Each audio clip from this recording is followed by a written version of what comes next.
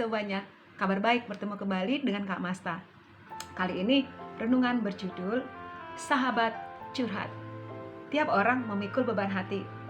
Beban itu berisi rupa-rupa pikiran dan perasaan yang belum tersalur dan teratasi. Orang lain tidak tahu isi beban hati kita dan beratnya beban itu.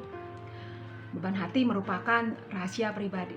Kadang-kadang beban itu terasa menyesakkan. Hati terasa seperti bendungan sungai yang sudah penuh dan bisa saja meluap. Begitu ada saluran terbuka, maka air di dalamnya akan tercurah dan tumpah seperti air bah. Sebuah bendungan sungai memerlukan saluran curah. Kita juga memerlukan saluran curah hati. Istilahnya sekarang curhat. Saluran curhat kita adalah seorang sahabat.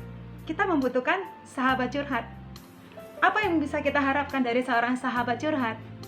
Apakah dia mengiyakan semua isi hati kita? Belum tentu. Bisa jadi isian curahan hati kita itu hal-hal yang aneh-aneh. Ataukah sebaliknya, apakah sahabat curhat harus membantah semua isi hati kita? Tidak juga. Apa gunanya dia menjadi teman curhat kalau semua isi hati kita dia tolak? Seorang sahabat curhat adalah dia yang mendengarkan isi hati kita. Orang yang menyediakan diri untuk segala tumpahan, luapan, dan curahan hati kita. Dia tidak akan bocorkan kepada siapa-siapa. Kita merasa aman untuk berterus terang dan menceritakan sebagaimana adanya. Pengarang Mazmur bersaksi bahwa Tuhan adalah sahabat curhatnya. Sebuah doa adalah saluran curhat. Mazmur 143 adalah salah satu dari sekian belas mazmur yang berisi doa dan curahan hati. Pemazmur menyampaikan persoalan tentang musuhnya yang membuat dia terancam. Dia merasa cemas dan takut. Dia merasa terpukul. Dia merasa hilang semangat hidupnya. Di ayat 4 dituliskan, semangatku lemah, lesu dalam diriku, hatiku tertegun. Penderitaan batin pemazmur ini disebabkan karena dia merasa bahwa musuhnya telah mencampakkan nyawanya ke tanah, yang berarti menghancurkan dan mematikan hidupnya. Akibatnya dia menjadi begitu marah dan sakit hati. Ayat 12 dikatakannya, binasakanlah musuh-musuhku, lenyapkanlah semua orang yang mendesak aku. Setelah ia mencurahkan luapan itu, dia teringat pada kebaikan Tuhan yang telah dialaminya pada masa lampau. Dia mengaku, aku teringat kepada hari-hari dahulu kala. Aku merenungkan segala pekerjaan. Aku memikirkan tangan-Mu. Itu di ayat 5. Dan ia pun menjadi terharu dan rindu kepada Tuhan. Dan dia berkata, aku menadahkan tanganku kepadamu.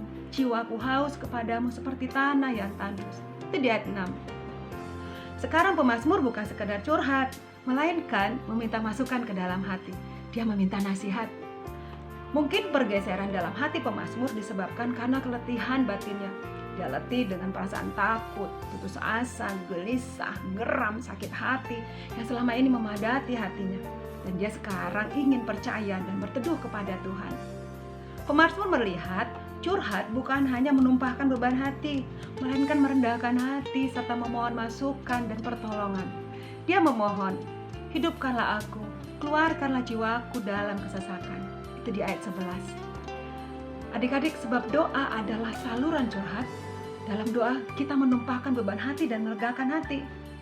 Sebaliknya dalam doa kita juga membuka pintu hati kita untuk menerima masukan dari Tuhan. Curhat adalah mengeluarkan sesuatu dari dalam hati dan memasukkan sesuatu ke dalam hati. Kristus adalah seorang sahabat curhat. Kita menyandarkan diri ke dadanya. Kita meletakkan kepala di pundaknya.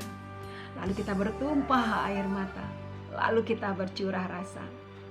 Demikian renungan Kak Masta. Kita berdoa. Terima kasih Tuhan Yesus, Engkau mau menjadi sahabat curhat kami. Amin. Yesus memberkati. Shalom.